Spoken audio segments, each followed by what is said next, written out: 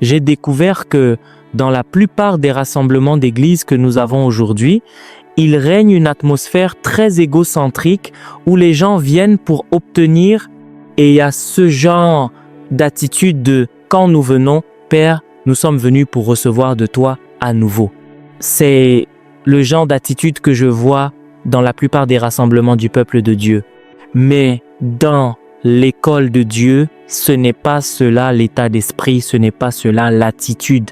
C'est pas l'attitude de Père, nous sommes venus pour recevoir, nous sommes venus pour obtenir. Non, à l'école de Dieu, on vient avec l'état d'esprit de venir pour être équipé. Vous n'êtes pas celui qui vient pour recevoir en tant que tel, vous venez pour être préparé à être un vase. Je ne sais pas si je me fais bien comprendre ici. Oui, vous êtes celui qui doit être le canal pour bénir les gens. Il ne s'agit pas de venir pour être celui qui encaisse tout le temps de la part de Dieu. Il doit y avoir une génération qui a été préparée par Dieu pour aller vers son monde. C'est cela l'état d'esprit des généraux de Dieu, des gens qui impactent des grands hommes et des grandes femmes. Maintenant, je veux parler du pouvoir d'être seul. Le pouvoir d'être seul. Genèse 32, verset 24. Je vais parcourir un certain nombre d'écritures assez rapidement. Genèse 32, verset 24. Et Jacob resta seul, et un homme lutta avec lui jusqu'au lever de l'aurore. Jacob avait fait passer sa femme, ses enfants, tous ses biens de l'autre côté du torrent du Jabbok. Il s'est mis dans un lieu de solitude et alors qu'il était dans ce lieu, il a eu une rencontre angélique et c'est dans ce lieu qu'il a vécu une transformation totale de sa vie. C'est là que Jacob est réellement devenu Israël et qu'il a reçu un changement de nom. C'était dans le lieu de l'isolement et du fait d'être seul. Exode 24, verset 1 et verset 2. Et il dit à Moïse, c'est Dieu qui parle, monte vers l'Éternel, toi, Aaron, Nadab et Abihu et 70 des anciens d'Israël, et vous vous prosternerez de loin. Moïse seul s'approchera de l'Éternel, mais eux ne s'approcheront pas, et le peuple ne montera pas avec lui. Dieu fixe des limites. Ce n'est pas tout le monde qui peut simplement s'approcher et entrer dans le lieu du tête à tête avec Dieu. Dieu maintient certaines personnes à distance de lui. Seul Moïse était qualifié pour monter dans ce lieu de solitude avec Dieu. Ô Père, aide-moi à atteindre ce lieu. Jérémie 15, verset 17. Je ne me suis point assis dans l'assemblée des moqueurs, et je ne m'y suis point réjoui. Je me suis assis seul à cause de ta main. Quand la main de Dieu est sur vous, vous trouvez difficile de vraiment vous déplacer avec les foules et d'être toujours avec des gens. Quand la main de Dieu est si présente sur votre vie, Jérémie a dit, je ne pouvais pas bouger avec la foule, je ne pouvais pas bouger avec l'assemblée, je devais juste rester seul parce que la main de Dieu était sur ma vie. Daniel, chapitre 10, verset 2. En ce temps-là, moi, Daniel, je fus 3 pleines semaines dans le deuil. Verset 8. Je restais donc seul et je vis cette grande vision. Tous les grands hommes de Dieu rencontrent Dieu seul. On ne rencontre pas Dieu dans une foule, c'est toujours seul. Matthieu 14, verset 23. Quand il eut renvoyé les foules, il monta sur la montagne à l'écart pour prier et, le soir étant venu, il était là seul. C'est Jésus. Il est avec la multitude pour la servir et après avoir servi la multitude, il doit être seul. Il doit se ressourcer. Il doit télécharger à nouveau. Parce que demain encore, il y aura une autre demande, il y aura une autre foule, une autre multitude et ils viennent tous pour recevoir. Et pour que vous puissiez toujours transmettre à votre génération, vous devez toujours vous séparer. Marc 1, verset 35. Vers le matin, pendant qu'il faisait encore très sombre, il se leva et sortit pour aller dans un lieu désert où il pria, se levant très longtemps avant le jour. Pourquoi? Parce qu'il va faire face aux foules ce jour-là. Et vous ne pouvez pas faire face à votre génération. Vous ne pouvez pas être une bénédiction pour votre génération, à moins d'apprendre l'art d'être seul, de vous déconnecter pour être connecté au très haut. Voulez-vous vraiment être une bénédiction pour votre génération ou êtes-vous l'un de ceux qui, comme je l'ai dit au début, viennent aux réunions d'église uniquement pour recevoir? Père, nous sommes encore venus, ô Dieu, nous voulons recevoir. Très bien, c'est correct, si c'est ce que vous recherchez, c'est correct. Mais si vous voulez vraiment être utilisé dans votre génération, j'ai découvert que Joseph, tous les gens que Dieu a utilisés, vérifiaient leur parcours. Savez-vous que Joseph, en grandissant en tant que jeune homme, n'était proche d'aucun de ses frères et sœurs?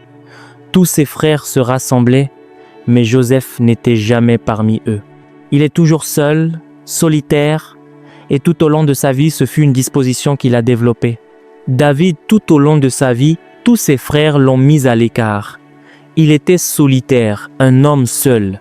Même quand Samuel est venu pour l'oindre, il était introuvable.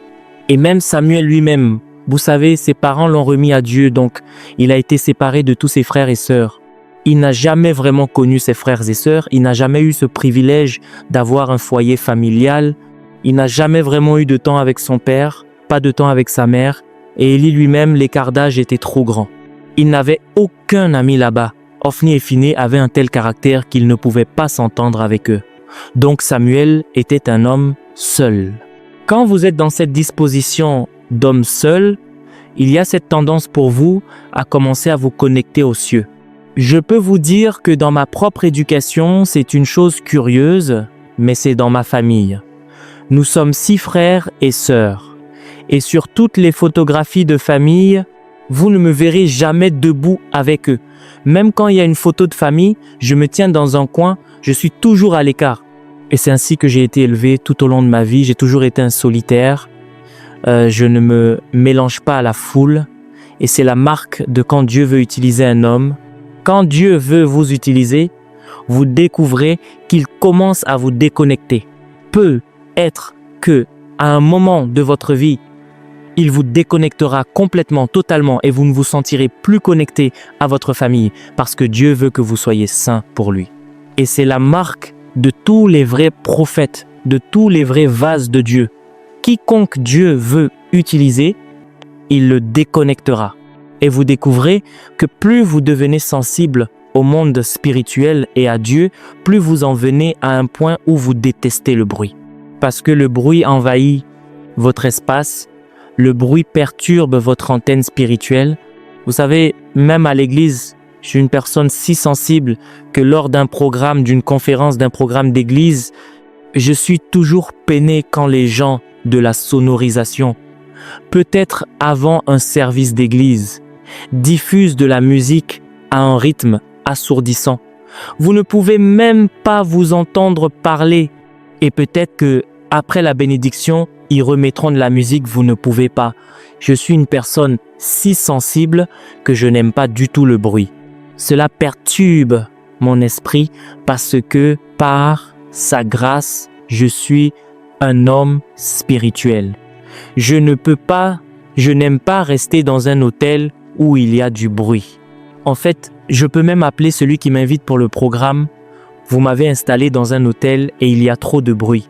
Je peux vous appeler jusqu'à ce que vous me relogiez parce que vous déconnectez mon flux. Même si je voyage, que je sois sur un ferry ou dans un taxi et que vous mettez la radio, je vous dirai « S'il vous plaît, éteignez cette chose, s'il vous plaît, éteignez cette chose ».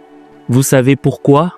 Parce que les hommes de l'esprit sont toujours en prière, qu'ils soient dans les airs, sur la route, sur la mer ou sur terre. Ils communiquent toujours avec le ciel, donc ils ont besoin de silence. Ils n'ont pas besoin de bruit. Ce sont les gens qui ne sont pas spirituels, qui, dès qu'ils entrent dans une voiture, allument la radio. Dès qu'ils entrent dans la maison, ils allument la télévision. Les gens qui ne sont pas spirituels ont besoin de bruit. Ils remplissent leur vie de bruit. Mais les hommes qui sont spirituels éteignent le bruit. Et je vous le dis, si vous voulez être un vase que Dieu utilisera, vous devez apprendre à être silencieux. Oh mon Dieu! Vous savez, c'est pour cela que j'ai pu écrire jusqu'à 60 livres.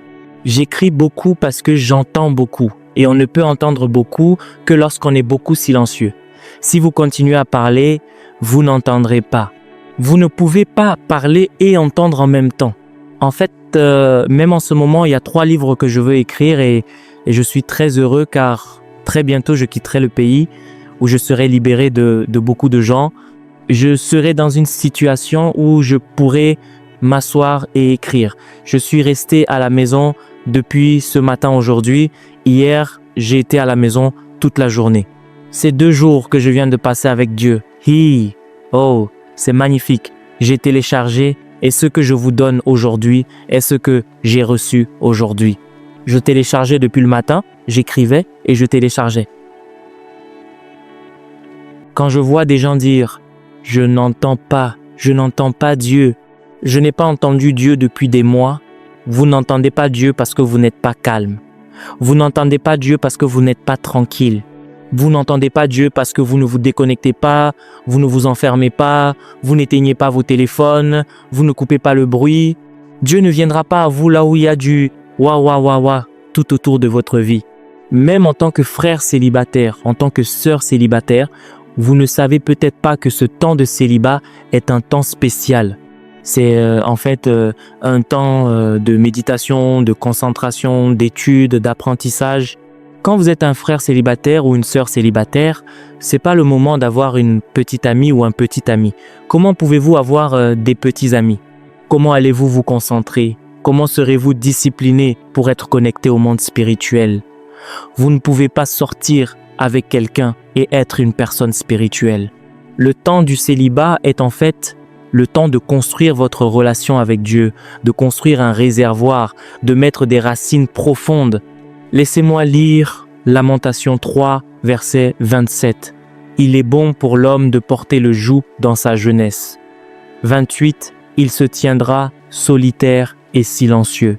Il est bon pour un jeune homme, pour une jeune femme dans votre jeunesse, d'apprendre à être silencieux. Apprenez à être seul, parce qu'avec une attention divisée et un esprit divisé, on ne peut rien accomplir dans la vie. Vous savez comment Jacob a dérouté Ésaü? Quand il a appris qu'Ésaü arrivait avec 400 hommes armés, vous savez, Jacob avait 4 femmes. Il a pris la première femme, celle qui était autoritaire, Léa. Il l'a installée avec sa servante d'abord et ses propres enfants et a ajouté quelques animaux en cadeau. Ensuite, il a placé Léa elle-même avec ses propres enfants. Il a divisé en 4 groupes. Si Ésaü frappe ce groupe, l'autre groupe s'échappera. Par la division, je serai capable de m'échapper de mon frère Ésaü. Quand vous portez 1, 2, 3, 4 choses, plein de choses en même temps, comment pouvez-vous réussir dans la vie? Comment pouvez-vous accomplir dans la vie quand vos mains sont si surchargées? Je vous le dis, le ciel vous quittera quand vous serez surchargé et accablé par trop de choses. Vous n'aurez pas le temps d'être tranquille dans la présence de Dieu. Et les nombreuses activités et responsabilités, la plupart du temps, c'est parce que Satan a vu que vous êtes très important pour le royaume et il s'assurera que vous soyez surmené. Je ne sais pas si je me fais bien comprendre ici. L'apôtre Paul dit « Je fais une seule chose ». Pouvez-vous dire cela? Combien de choses faites-vous? Cette seule chose. Paul était l'un des hommes les plus concentrés. Pas étonnant qu'il ait réussi. Et quand vous êtes toujours seul et calme, vous savez ce que vous allez développer? Vous allez développer l'esprit d'excellence et de perfection. Parce que au moment où vous sortirez, ce que vous livrerez sera si fort et si solide parce que vous aurez pu prendre le temps de distiller et de rassembler tout ce que vous étalez. Si vous vous étalez partout, vous vous mêlez de tout et vous vous dispersez partout, vous allez devenir très mince, vous devenez très inefficace. Vous ne pourrez être d'aucune utilité pour votre génération parce que vous vous dispersez dans trop de domaines. Comme je l'ai dit ce matin, j'ai environ 4, sinon 5 églises.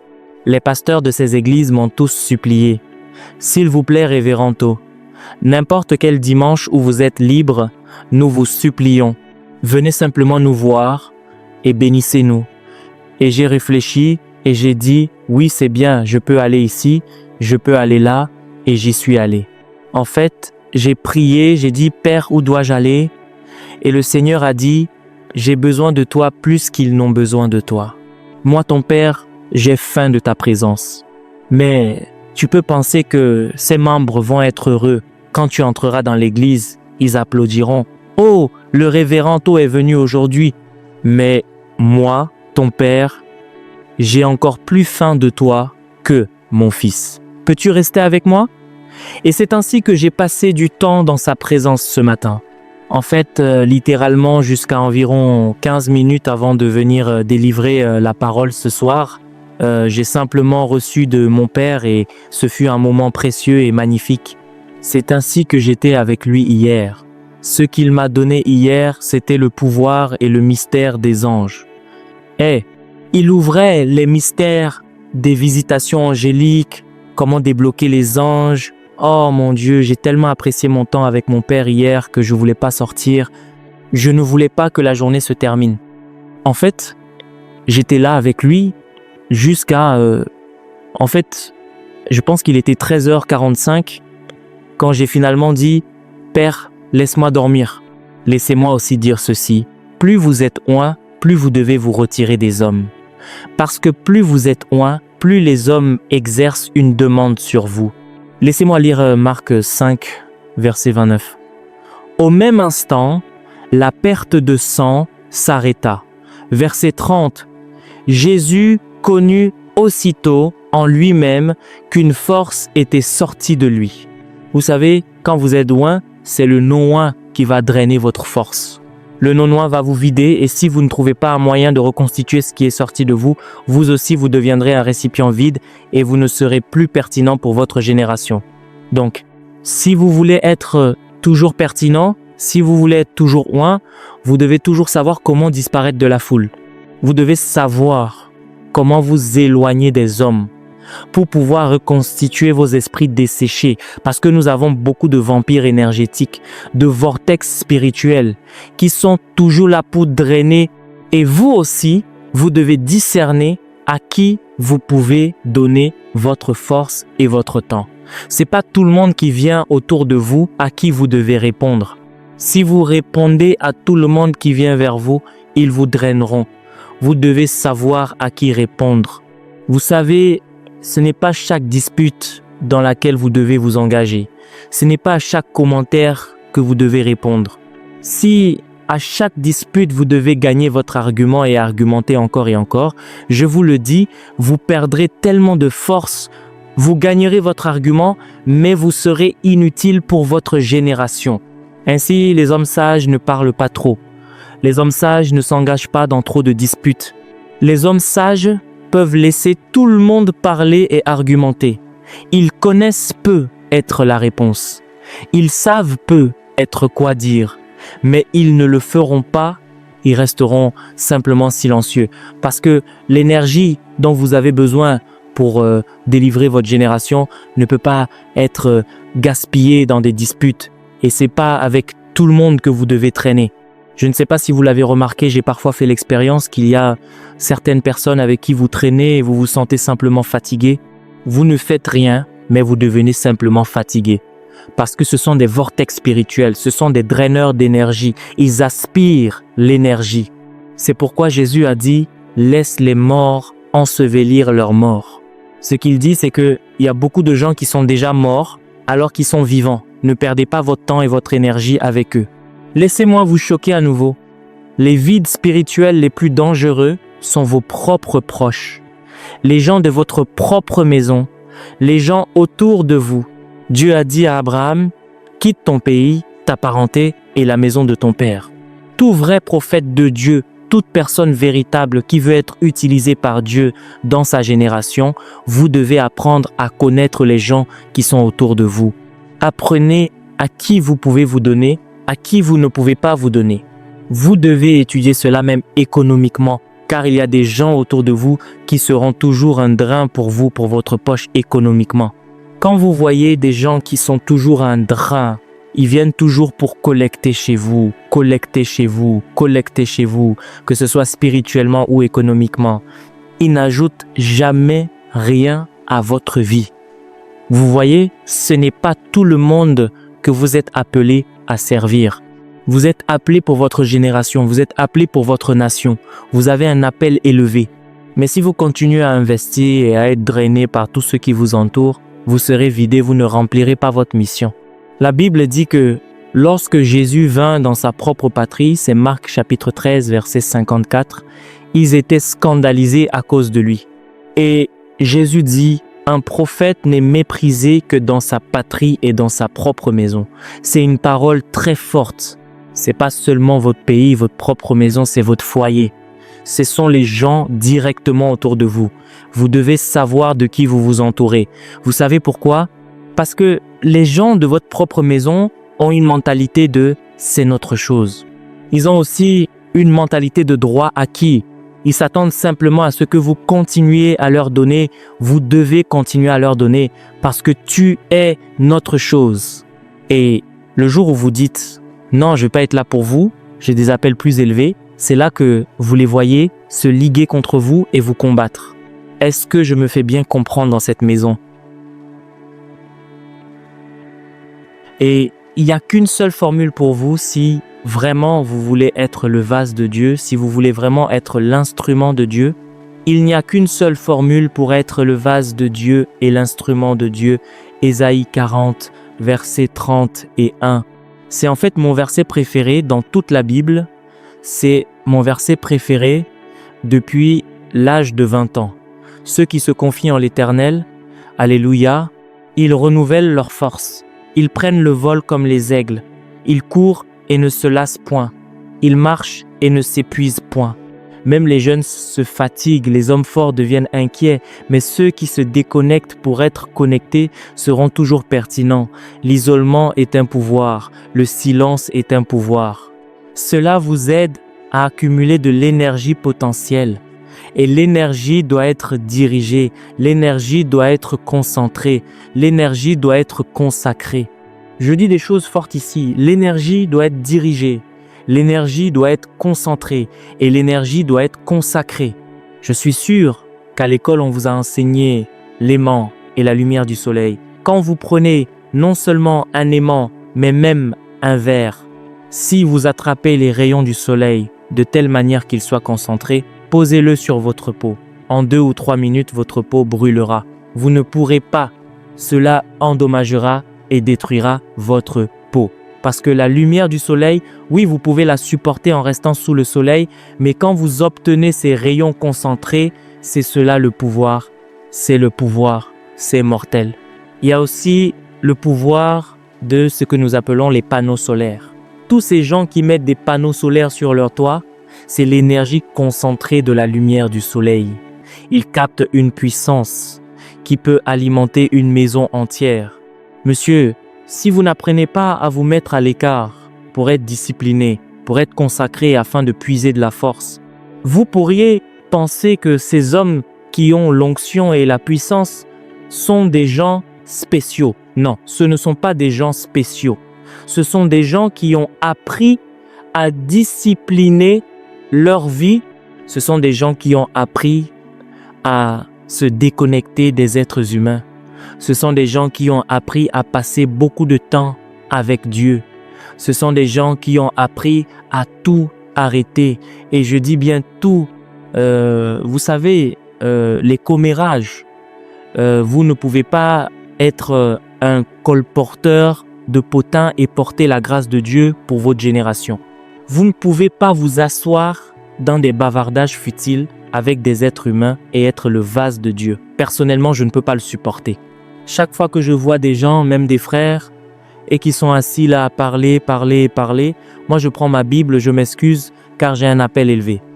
Je ne peux pas rester assis et me laisser emporter. J'ai un appel, j'ai un but. Oh mon Dieu, c'est ce que nous appelons la faillite spirituelle. La faillite spirituelle est plus grave en ce moment où nous parlons de faillite économique et que vous criez parce que vous n'avez pas d'argent dans votre banque, vous n'avez pas d'argent dans votre poche. Qu'en est-il de l'esprit, la puissance de Dieu? Avez-vous de la puissance dans votre banque spirituelle? Avez-vous de quoi livrer à votre génération? Et laissez-moi vous dire, quand nous parlons de possession démoniaque ou d'oppression ou de démons qui prennent le contrôle de la vie des gens, ils ne prennent le contrôle que des vies, des vases vides. Les gens qui ont un vide. Matthieu 12, verset 44. Alors il dit, « Je retournerai dans ma maison d'où je suis sorti. » Et quand il arrive, il la trouve vide. Aïe, l'esprit malin vient et trouve que vous n'êtes pas chargé. Vous n'avez pas la parole. Vous n'avez pas passé de temps à télécharger depuis le ciel. La vie a horreur du vide. Partout où il y a un vide, quelque chose doit prendre cette place. C'est pourquoi, bien-aimés, laissez-moi vous dire la vérité. L'isolement ne donne pas réellement la puissance. Ce qui donne la puissance, c'est la consécration. Vous pouvez vous isoler dans votre chambre si vous n'entrez pas en consécration. Quelle est la différence? La consécration, c'est que vous vous séparez des gens et que vous vous séparez pour Dieu. C'est cela la consécration. Si c'est seulement vous isoler, les démons vous prendront. Vous vous mettez juste à l'écart, vous ne passez pas de temps avec Dieu, vous ne téléchargez pas du Très-Haut, d'autres choses vous prendront. Isolation, moins consécration, égale désécration. C'est le Saint-Esprit qui me l'a donné aujourd'hui. Isolation, moins consécration, égalera désécration. Votre vase sera désacralisé. Vous serez souillé. Vous savez, c'est le problème de la jeunesse de cette génération. Les jeunes de cette génération sont tous séparés, ils sont tous isolés, ils sont dans leur chambre du matin au soir, mais ils ne sont pas avec Dieu. Ils sont avec leur téléphone portable, ils sont avec les applications, et cette chose appelée combinée est ce qu'il y a de plus diabolique. Ce avec quoi ils se connectent ne les donne pas réellement à Jéhovah. Ils n'ont pas de temps pour se séparer pour Jéhovah. Monsieur, vous devez en venir au point où vous apprenez à éteindre vos téléphones complètement. Fermez-les. Si vous ne les fermez pas, vous serez vous-même fermé. Vous ne serez pas utile à votre génération. Psaume chapitre 1, verset 1. Heureux l'homme qui ne marche pas selon le conseil des méchants, qui ne s'arrête pas sur la voie des pécheurs et qui ne s'assied pas en compagnie des moqueurs, mais qui trouve son plaisir dans la loi de l'Éternel et qui la médite jour et nuit. Hey, il n'y a guère de jour où je ne couvre pas 5, 10, 15, 20 chapitres. Guère un jour de ma vie. Guère un jour. Et n'importe quel jour où je ne suis pas capable de couvrir 5, 10, 15, 20, le jour suivant, je couvrirai le double. Le double, monsieur, parce que je ne peux pas être un vide qui sera rempli par des ordures.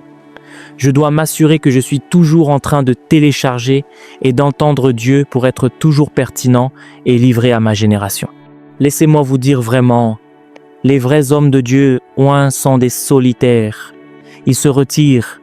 Les vrais hommes de Dieu, ce ne sont pas les hommes du peuple, ce ne sont pas les hommes de la foule. Les vrais, authentiques serviteurs de Dieu, non. En fait, ils répondent à peine aux appels. Moi, je les connais. Mon ami Michael Orokpo est venu en ville l'autre jour. Si nous avons une conversation, ce sont toujours des messages textes. Je ne l'appelle pas parce que je le connais. Lui aussi ne m'appellera pas. Il me connaît. Vous n'appelez pas des hommes qui sont toujours avec Dieu. Vous leur envoyez un message texte. C'est la même chose avec Arom Osayi. C'est la même chose avec cet homme de Jos. Je parle des gens que je connais. J'en connais beaucoup d'entre eux. Je communique avec eux, mais pas tout le temps. Et chaque fois que je communique avec ce genre d'hommes, c'est par message texte. Monsieur, vous ne téléphonez pas aux grands hommes. Ils ne vous répondront même pas. Vous téléphonerez jusqu'à ce que vous-même vous soyez agacé. Vous direz, ils ne répondent pas à mes appels. Répondre à vos appels? Qui êtes-vous pour qu'ils répondent à vos appels alors qu'ils sont déjà dans un appel téléphonique avec le ciel? De tels hommes sont toujours en prière. Ils sont toujours en communion et en relation avec Dieu. Au moment où vous les appelez, vous ne savez pas que vous les dérangez pour les déconnecter. Donc, la seule fois où ils répondent, c'est quand ils voient certains messages textes dans leur propre espace de temps, ils peuvent répondre ou ils peuvent ne pas répondre parce que ils doivent mener une vie très gardée. Qu'est-ce qu'ils gardent? Ils gardent ce qu'ils portent parce que l'onction est précieuse. Même moi-même, si je vais prêcher, quand je vais dans un endroit pour prêcher, croyez-moi, au moment où j'entre, je ne serrerai pas la main des gens. Ce n'est pas le moment de me serrer dans les bras. Je ne vous serrerai pas dans les bras. Je ne vous serrerai pas la main. À ce moment-là, je pars pour une mission et les gens me téléphonent. J'éteindrai ce téléphone parce que vous êtes suspendu entre la vie et la mort. Vous livrez à votre génération. Les destinées des hommes dépendent de ce qui sort de vous à ce moment-là. Ne me parlez pas à ce moment-là. Ce n'est pas le moment d'apporter une discussion. Ce n'est pas le moment de dire « S'il vous plaît, excusez-moi monsieur, nous avons. » Je ne vais même pas. Je dirais « Venez après, venez après. » Ceux qui me suivent dans mon véhicule quand je vais pour un programme et qui sont sur leur téléphone, je vous dirai « Éteignez cette chose maintenant. » Vous savez pourquoi? Parce que Satan passe par vous à cet instant pour interrompre le flux de ce que quelqu'un a passé peut-être une journée entière dans la présence de Dieu à construire, et vous pouvez crever cette chose en 1 minute seulement.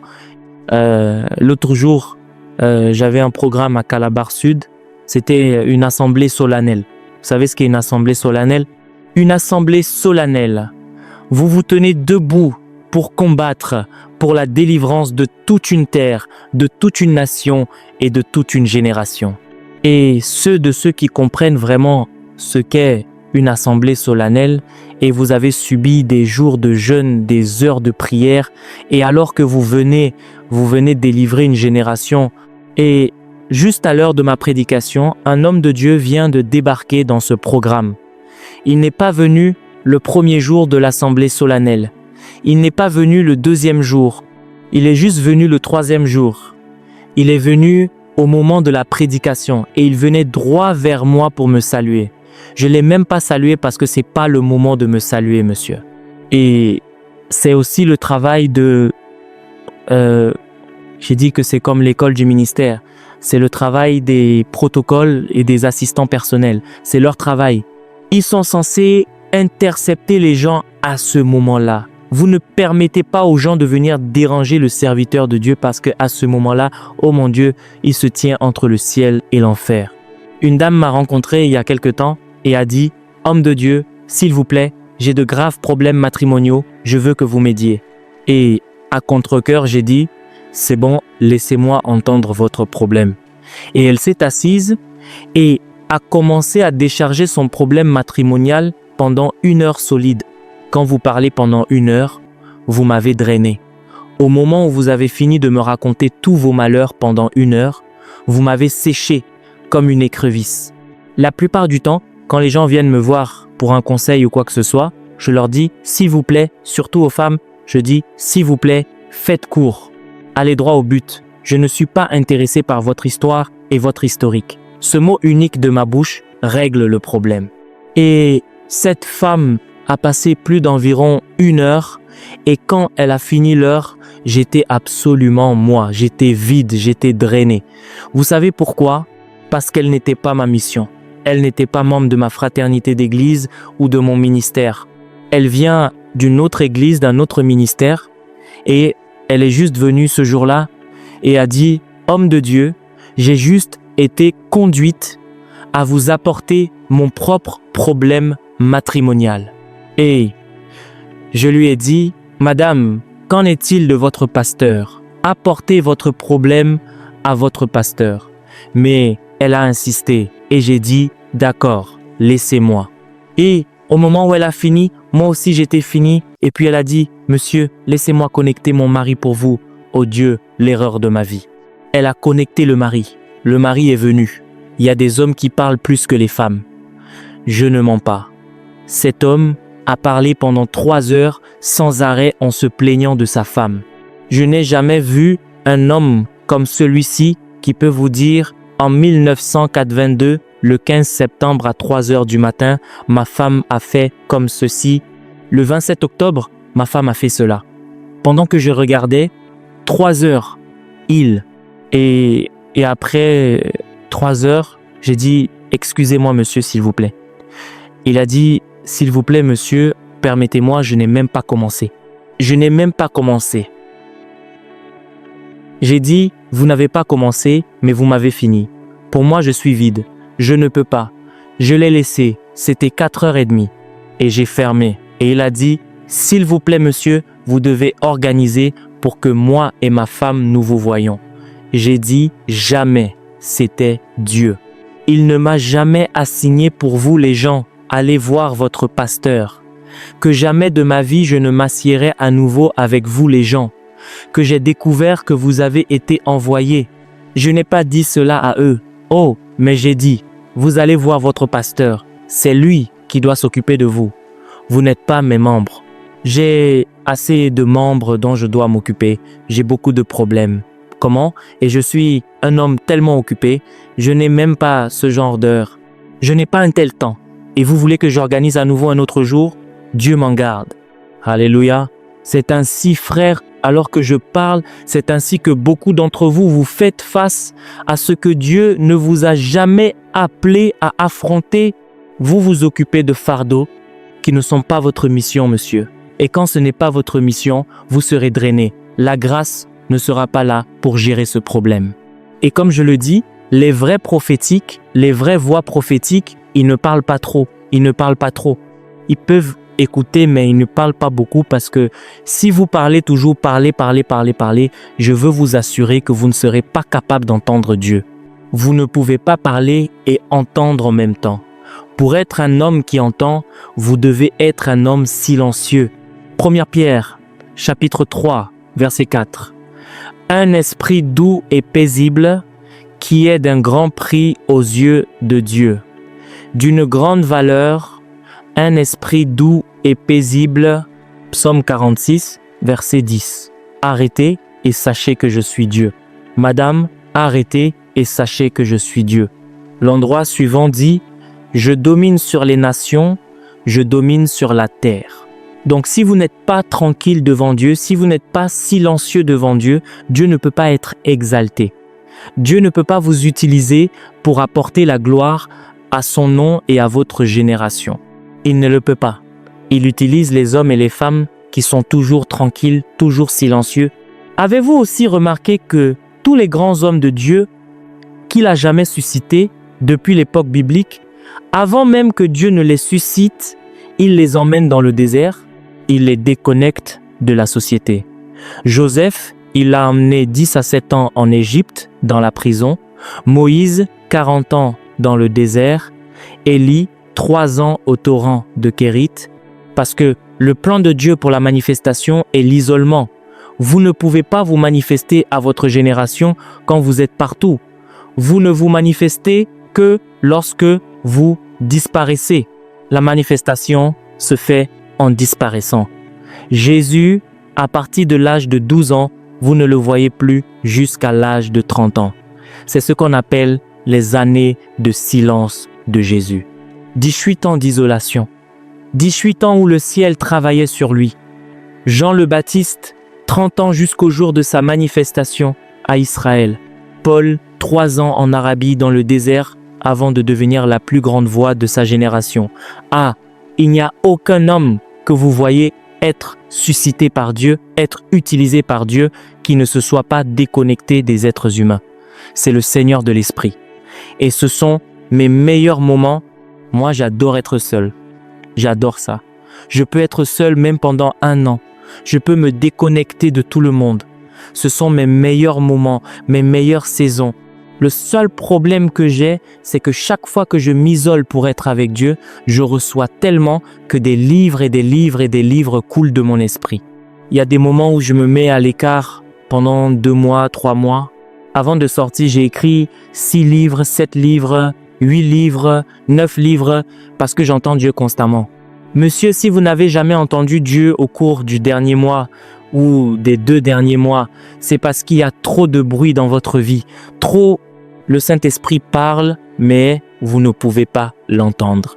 Maintenant, laissez-moi conclure avec l'autre côté de la médaille. Il y a ce que nous appelons aussi la surcharge et le surchargement. Savez-vous que télécharger trop de puissance peut aussi tuer? Mon téléphone ici, j'ai un téléphone, j'utilise un Samsung, et il y a eu un jour où j'ai juste laissé mon téléphone sur le chargeur et je me suis endormi.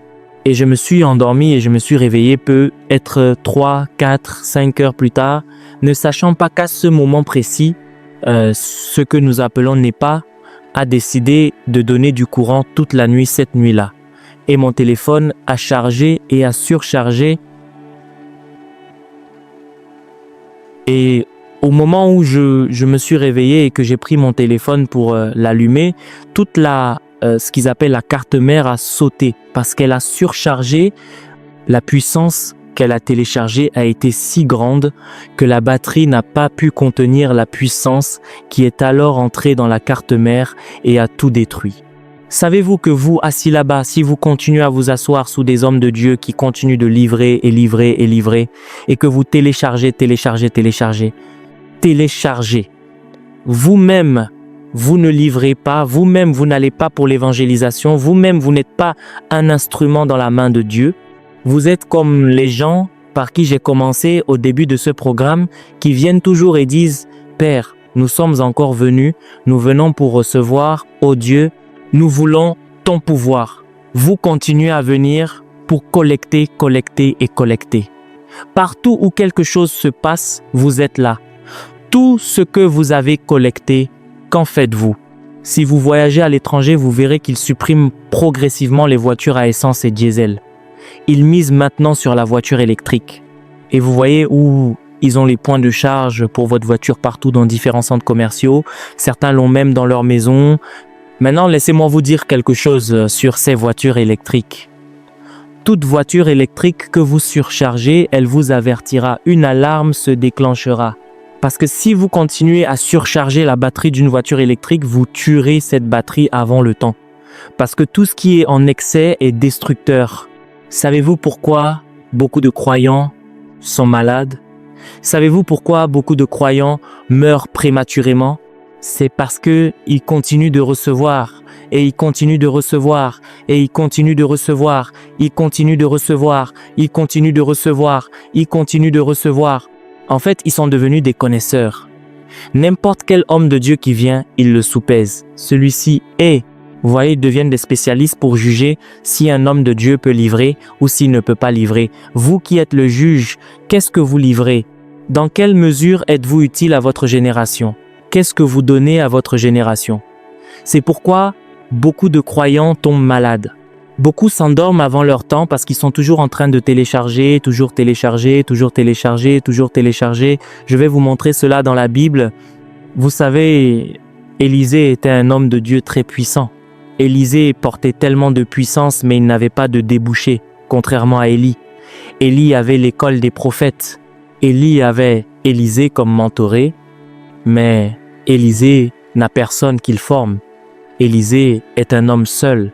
Élisée porte tellement de puissance, nulle part où distribuer la puissance, jusqu'à ce que la Bible dise qu'il soit mort de sa maladie.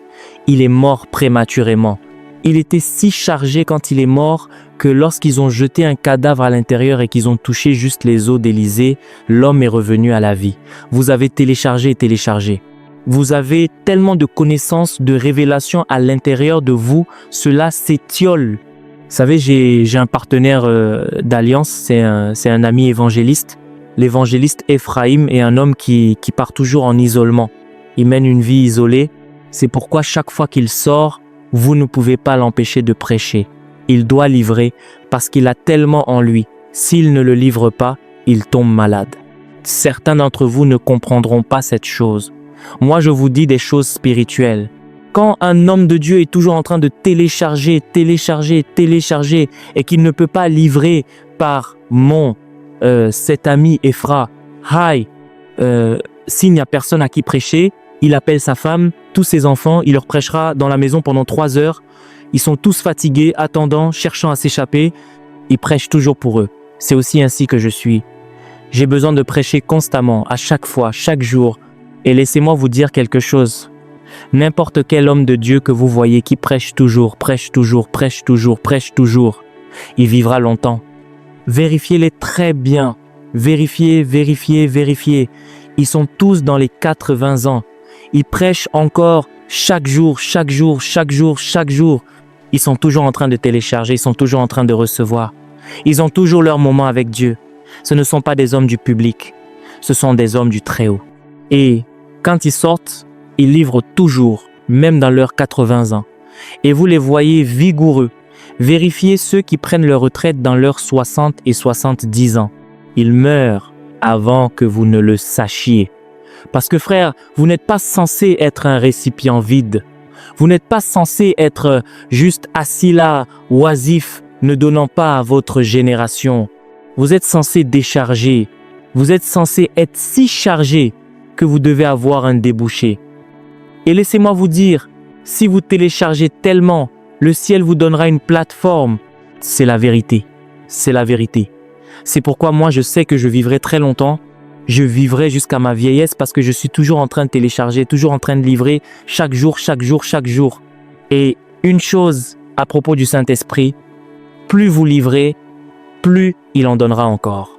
Je pense que nous avons ce que nous appelons un transformateur. Vous savez, un transformateur, c'est la chose qui dessert toute la communauté en courant. Il distribue du courant à toute cette communauté. Vous savez d'où ce transformateur tire son courant? De la station centrale électrique. La source principale livre au transformateur. Le transformateur livre et distribue à toutes les maisons cette station électrique principale qui livre au transformateur. Si les gens de cette localité décident tous de ne pas allumer leur lumière pendant une semaine, le transformateur recevra toujours du courant de la station électrique principale. Il recevra et stockera le courant jusqu'à ce que le transformateur ne puisse plus contenir le courant qu'il a reçu. Il s'endommagera, il explosera, le feu éclatera et vous devrez aller acheter un nouveau transformateur parce que NEPA n'en achètera pas pour vous. Ou vous venez en installer un nouveau, vous venez réparer celui-là. C'est ainsi que Dieu a fait cette chose, monsieur. Vous n'êtes peut-être pas un prédicateur appelé comme certains d'entre nous au quintuple ministère, mais chacun d'entre nous a été appelé au ministère. Nous sommes tous prêtres. Et si vous n'avez jamais prêché l'évangile au cours du dernier mois, vous ne prêchez à personne, vous ne parlez à personne, vous ne partagez avec personne, je vous dis la vérité, vous accumulez des maladies et des affections à l'intérieur de votre corps. Si vous ne trouvez pas de débouché, vous devez trouver un moyen d'être un vase d'honneur et de bénédiction pour votre génération. Allez au-delà de cette mentalité de « Père, nous sommes encore venus, oh Dieu donne-nous, nous avons faim de toi, nous voulons recevoir, vous n'avez jamais reçu la semaine dernière. » Celui que vous avez reçu la semaine dernière, qu'en faites-vous? Chaque semaine, nous sommes venus pour recevoir. Chaque jour, nous sommes venus pour recevoir. Qu'avez-vous fait du dernier? C'est l'autre côté. L'autre côté de rester seul, d'apprendre et de télécharger. C'est bien de télécharger, mais il faut aussi toujours donner. Je suis un homme séparé par sa grâce. Je trouve toujours mon temps, peu importe à quel point je suis occupé. Je ne plaisante pas avec mes moments de recueillement avec Dieu. Je ne permets à personne d'entrer dans ce domaine. Mais je vous dirai aussi que je suis aussi toujours en train de livrer, toujours livrer, toujours livrer, toujours livrer. C'est pourquoi je dois continuer à y retourner pour en recevoir un frais, pour revenir livrer, y retourner recevoir. Et c'est ainsi que vous coulerez. Vous coulerez toujours dans les rivières des océans de la vie. Ceci sera votre partage. Les rivières couleront en vous 24 heures sur 24, 7 jours sur 7. Partout où vous allez, vous portez sa vie, vous portez sa parole, vous portez sa révélation, vous portez la lumière, vous portez le feu. Oh, ce sont le genre de personnes, quand vous vivez ce genre de vie, oh mon Dieu, même dans le monde spirituel, on dit « Attention à celui-là, c'est un fil sous tension, c'est un courant qui coule constamment, cache. » Je prie pour chacun d'entre nous, si vous n'avez pas entendu Dieu au cours des derniers jours, semaines ou mois, au cours de cette nouvelle semaine, je vous connecte. Recevez une parole fraîche, des révélations fraîches, des aperçus frais, les choses qui vous ont accablé, qui ne vous permettent pas de vous concentrer. Je vous en déconnecte et je vous connecte aux cieux. Ouvrez votre bouche, commencez à prier maintenant. Commencez à prier au nom puissant de Jésus.